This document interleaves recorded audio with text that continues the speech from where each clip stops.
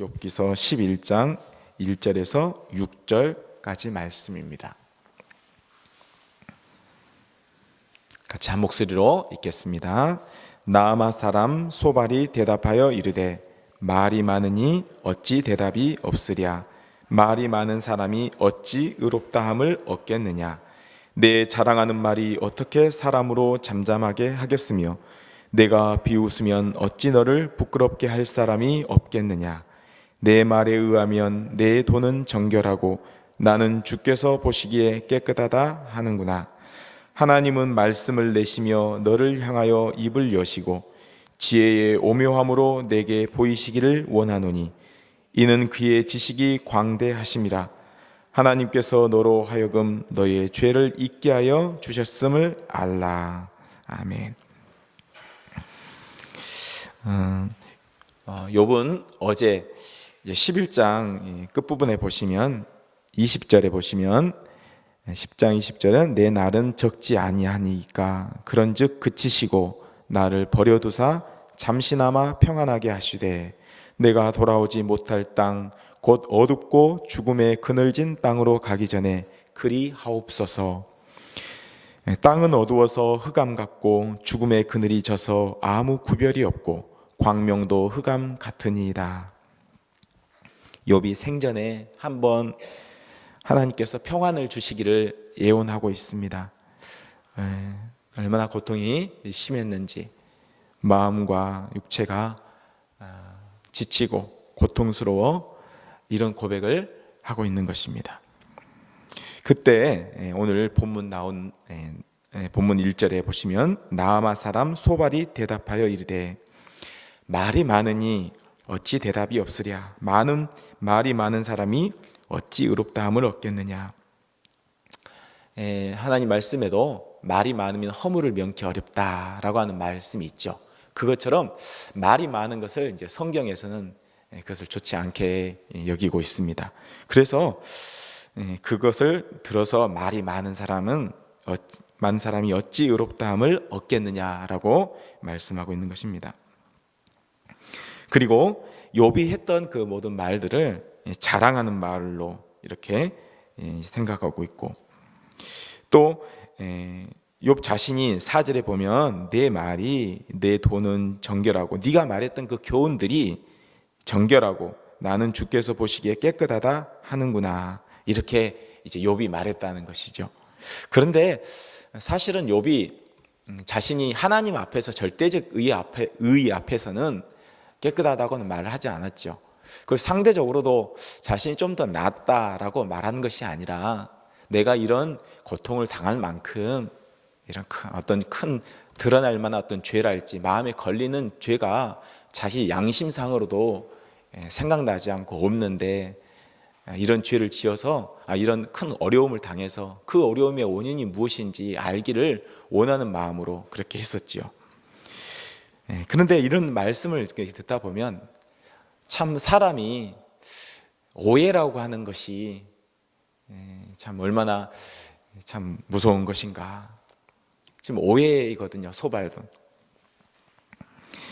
그리고 이제 더 이제 나가서 어떤 얘기를 하냐면 하나님은 말씀을 내시며 너를 향한 입을 여셔서 지혜의 오묘함으로 너에게 보이시기를 원한다. 그러면서 이는 그의 지식이 광대하심이라. 그래서 하나님께서 참 이제 하나님의 지혜를 빗대고 하나님의 지식을 빗대어서 하나님의 지혜로 네가 지금 알지 못하는 그 죄를 하나님이 들춰내서 알게 해주시기를 원한다. 이렇게까지 이야기를 하고 있는 거죠. 하나님의 지혜와 지식을 동원하여서 그 사람의 죄를 드러내게 해주시기를 그렇게 말하고 있는 것이죠. 참 저는 이 세 사람의 엘리바스, 빌닷, 소발을 보면서 이 사람이 정말 친구였는가 이런 생각도 좀 듭니다. 그러면서 한편으로는 그렇지 나와 다를 바가 뭐 있는가. 나도 다른 사람들이 어떤 어려움을 당하면 생각하기를 참 안 됐네. 참 마음의 어떤 동정과 또 같이 마음을 슬퍼하고 마음을 이렇게 위로하고 그런 마음보다는 본성상 뭐가 있어서 그렇겠지 이런 마음이 사실 있거든요. 그래서 두 가지 마음입니다. 참 어떻게 사람이 저런데 저런 말을 할 수 있을까? 그 세 사람이 어떻게 친구였나 과연? 무슨 아주 작정을 하고 위로하고 위문하기 위해서 성경은 왔다 이렇게 적고 있는데 와서 하는 것을 보니까 욥에게 그냥 정죄하고 그렇게 훈계하고 판단하고 있는 저들의 모습을 보면서 저들이 정말 친구였는가? 아니면 정말 아픈데 거기다가 더 아프게 하는 어떤 그런 사람인가? 이런 생각을 하게 되는 것입니다. 그러면서 하나님께서 너로 하여금 너의 죄를 잊게 하여 주셨음을 알라. 이 말씀 그대로만 보면 무슨 말인가? 죄를 잊게 하셨다. 이 말이 좀 이해가 좀 안 되는데요. 이 말씀은 이런 말입니다.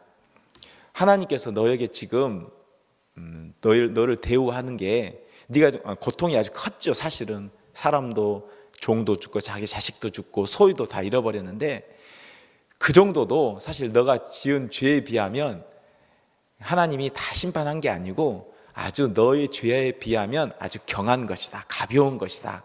이렇게 말하는 뜻입니다.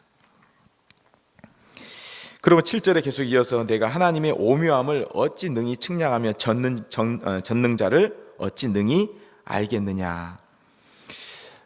그 다음에 또 11절에 하나님은 허망한 사람을 아시나니 악한 일은 상관하지 않으신 듯하나 다 보시느니라. 그러면서 계속 공격하고 있는 것이요. 사실은 네가 인정하지 않는 것 같은데 분명히 너의 죄로 인해서 이런 일이 온 거야. 10절에도 하나님이 두루 다니시며 사람을 잡아 가두시고 재판을 여시면 누가 능히 막을 소냐. 여기 11절에는 허망한 사람을 아시나니 그랬는데 그 허망한 사람이라는 게 어리석은 사람이란 말입니다. 그래서 하나님은 어리석은 사람을 아시나니 악한 일은 상관하지 않으신 듯하나 다 보시느냐. 누구를 지금 이야기하고 있죠? 욥을 이야기하고 있는 거예요. 그러면 12절에도 허망한 사람은 지각이 없나니 그의 출생함이 들나귀 새끼 같으니라. 욥 자신을 들어서 지금 허망한 사람이라 이야기하면서 지금 욥 얘기를 하고 있는 것이죠. 그러면서 그는 소발은 이야기합니다. 13절에 만일 내가 마음을 바로 정하고 주를 향하여 손을 들 때에 내 손에 죄악이 있거든 멀리 버리라. 불의가 내 장막에 있지 못하게 하라. 그리하면 내가 반드시 흠없는 얼굴을 들게 되고 굳게 서서 두려움이 없으리니 곧 내 환난을 잊을 것이라.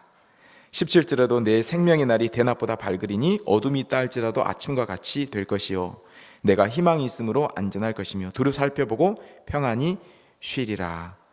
내가 누워도 두렵게 할 자가 없겠고 많은 사람이 내게 은혜를 구하리라. 그러나 악한 자들은 눈이 어두워서 도망할 곳을 찾지 못하리니 그들의 희망은 숨을 거두는 것이니라. 즉 욥이 회개하면 하나님께서 다시 너를 회복해 주시고 용서해 주시고 축복해 주실 것이다. 이렇게 말하면서 회개를 촉구하고 또 있습니다. 근데 우리 13절에서 사실은 19절, 20절까지 말씀을 보면서 이것은 틀린 말은 아닙니다. 일반적으로 우리가 죄를 짓고 하나님 앞에 용서를 구하고 참 회복의 은혜를 구할 때 하나님께서는 이렇게 응답해 주시죠. 그러나 지금 이것이 욥에게는 해당되지 않는 말이기 때문에 욥에게는 큰 마음의 상처가 되고 마음의 무거움이 되는 것입니다. 이제 12장에는 그때 이제 욥이 대답하여 이렇게 말합니다. 너희만 참으로 백성이로구나. 너희가 죽으면 지혜도 죽겠구나. 나도 너희같이 생각이 있어 너희만 못하지 아니하니 그 같은 일을 누가 알지 못하겠느냐.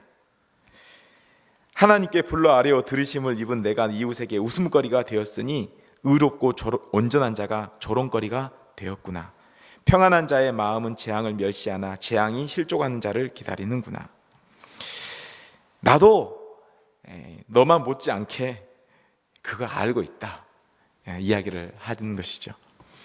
그러면서 이제 4절에는 의롭고 온전한 자가 조롱거리가 되었다. 여기서 의롭고 온전하다는 것이 내가 완전히 하나님 앞에 의롭다라고 하는 그런 말을 이야기하는 것이 아니고 하나님과 평소에 올바른 그 관계, 의로운 관계를 맺어왔었다. 그래서 하나님 앞에 정직하고 온전하고 진실한 삶을 주님 앞에 살아왔는데 그런 내가 이런 어려움을 통해서 조롱거리가 되었다. 그래서 보통 때 평안한 자의 마음은 재앙을 멸시하죠. 그러나 재앙이 실족하는 자를 기다리는구나. 그러면서 자신이 지금 그런 처지 가운데 조롱거리가 되었다 이야기를 하는 것입니다. 그다음에서 6절에 강도의 장막은 형통하고 하나님을 진노하게 하는 자는 평안하니 하나님이 그의 손에 후히 주심이니라. 이것을 이야기하면서 하나님께서 이 세상을 다스리는 주권이 어떻게 시행되는가를 이야기하면서 욥도 사실은 이 세상이 하나님이 다스리는 통치가 우리가 생각할 때 악한 자는 하나님 벌 내리셔서 악한 자가 없어지거나 아니면 후회하거나 아주 회개하거나 이런 일이 있는 게 아니고 이 땅에서도 강도의 장막이 형통하고 하나님을 진노하게 하는 자가 평안하다 이렇게 이야기를 하고 있습니다. 그러면서 그 하나님의 지혜가 하나님의 그 주권이 이 땅 가운데 이렇게 실현되고 있다. 이 욥도 사실은 알고 있더라고요. 그러면서 33절에 지혜와 권능이 하나님께 있고 계력과 명철도 그에게 속하였나니 하면서 쭉 나오는 게 20절에도 보시면 충성된 사람들의 말을 물리치시며 늙은 자들의 판단을 빼앗으시며 사실은 충성된 사람들의 말을 물리치신다 그러면 사실은 말이 안 맞죠. 바른 통치가 아닌 것처럼 보이죠. 그러나 이 세상에는 세상의 그 하나님의 통치를 보니까 어찌 보면 악인은 형통하고 의로운 사람들은 고통을 받거나 어려움을 당하는 일들이 있더라는 것이죠.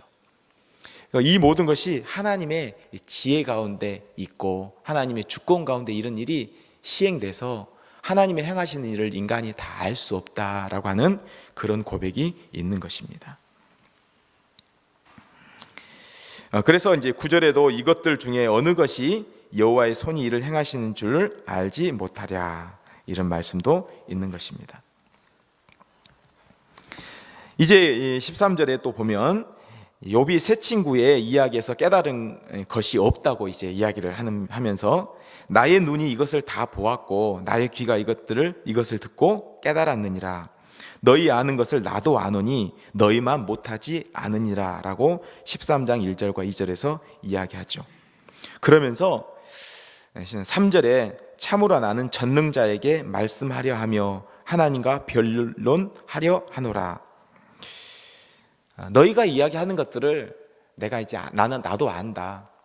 그런데 이제 욥이 이제 어디다가 소망을 두고 하나님 나아가려고 하냐면 하나님께 나아가려고 합니다. 그래서 신자의 결론도 마찬가지인 것 같습니다.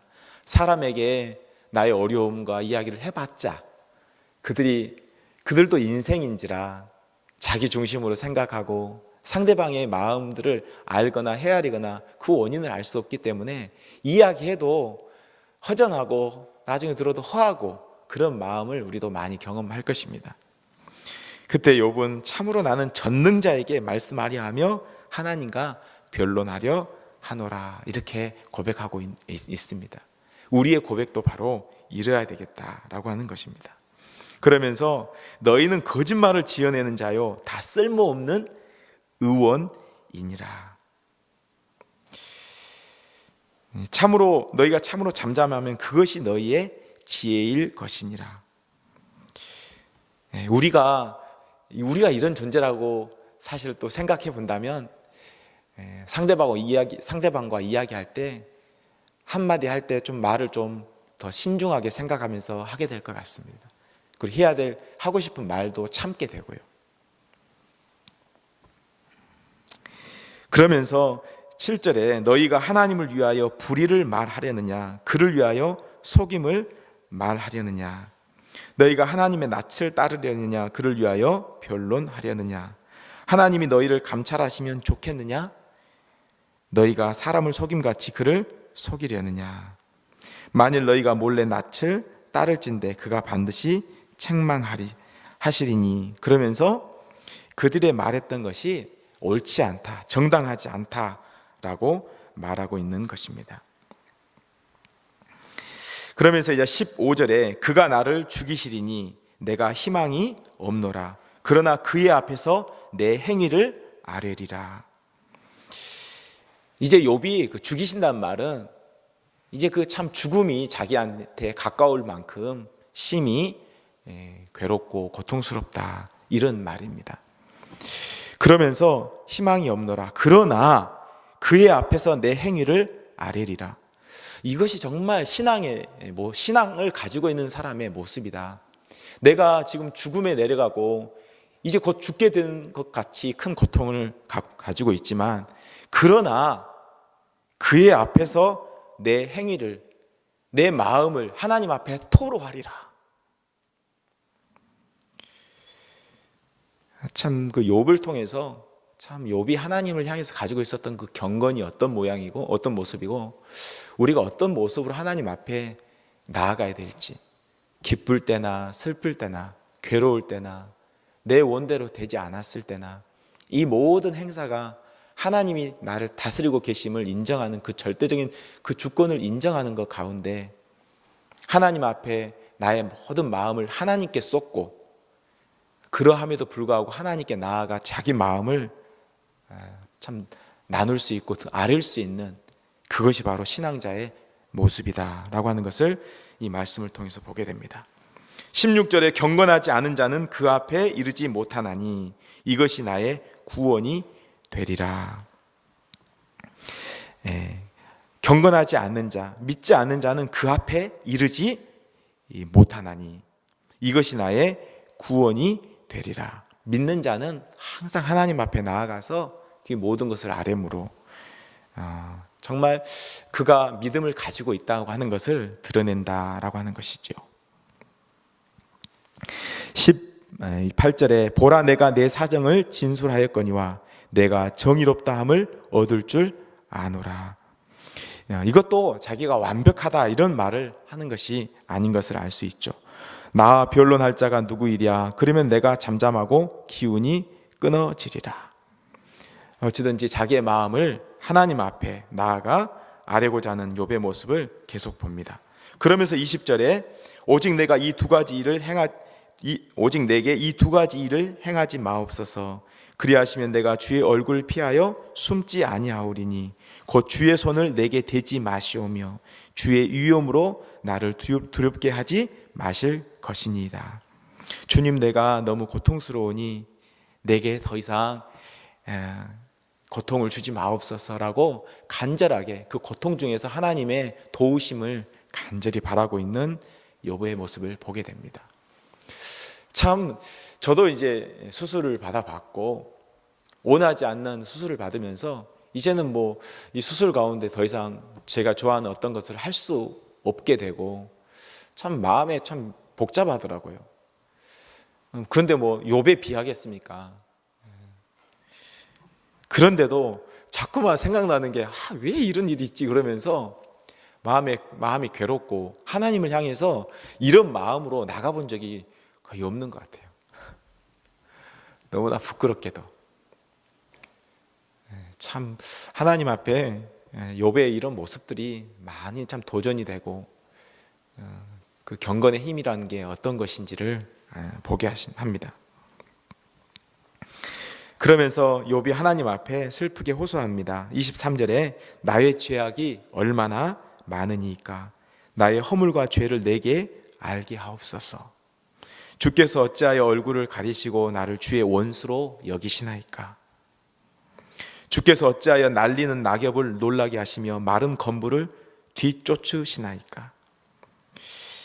주의 원수로 여긴다는 것을 나쁘게 표현하는 것이 아니라 하나님 이제 저에게 긍휼을 베풀어 주십시오. 나를 불쌍히 여겨 주십시오. 이런 호소죠, 하나님을 향해서. 그러면서 자신이 날리는 낙엽과 같고 마른 건물과 같다, 이렇게 이야기를 하는 것입니다. 그리고 이제 14절에서 여인에게서 태어난 사람은 생애가 짧고 걱정이 가득하며 그는 꽃과 같이 자라나서 시들며 그림자같이 지나가며 머물지 아니하거늘 이와 같은 자를 주께서 눈여겨 보시나이까.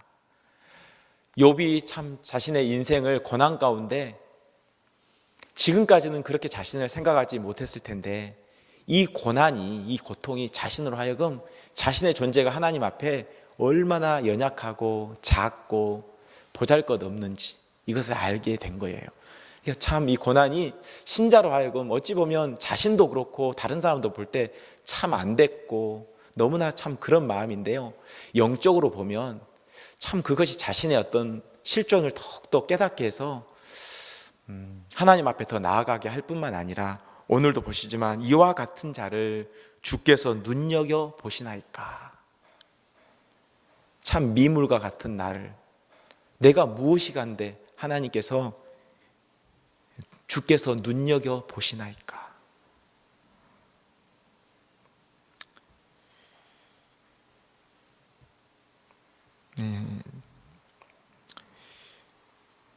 참 이런 고난이 우리에게 참 유익이 된다라고 하는 것을 오늘 말씀을 통해서 알게 됩니다. 우리는 이제 다 사실 늘 웃을 수 있고 늘 기쁜 일만 있기를 바랍니다. 늘 행복하기를 바라고요. 그런데 욥의 이런 고백들을 통해서 고난이 참 영적으로 보면 참 우리 자신을 참으로 하나님께 더 이끌 뿐만 아니라 주께서 주신 그 은혜가 그때는 뭐 그냥 당연한 줄도 알고 그냥 크게 안 느꼈는데 이런 어려움 가운데서 간절히 호소하고 하나님 앞에 자기를 정말 더 알게 되는 가운데 이전에 주셨던 은혜가 얼마나 크고 하나님께서 내게 베푸신 은혜가 정말 얼마나 큰 것이었는지를 알게 되는 것을 통해서 고난이 내게 유익이다 라고 하는 성경의 교훈이 좀 마음에 더 와닿는 것 같습니다. 우리의 평생에 사실은 이런 날이 너무 많으면 우리가 못 살지요. 그럼에도 불구하고 참 우리가 지었던 죄에 대해서 하나님이 그 죄대로 갚지 아니하시고 가볍게 또 대하시기도 하시고 또 이런 참 고난을 통해서 우리로 더욱 주님의 크신 은혜와 사랑을 깨닫게 하시는 우리 주님의 그 사랑들을 이런 고난 가운데 생각한다면 우리에게 옳지 않은 고난이 문득 왔을 때도 이런 큰 은혜를 주실 것을 생각하면서 소망 가운데 또 믿음으로 인내할 수 있는 좀 저희와 여러분들이 되기를 진심으로 바랍니다. 기도하겠습니다.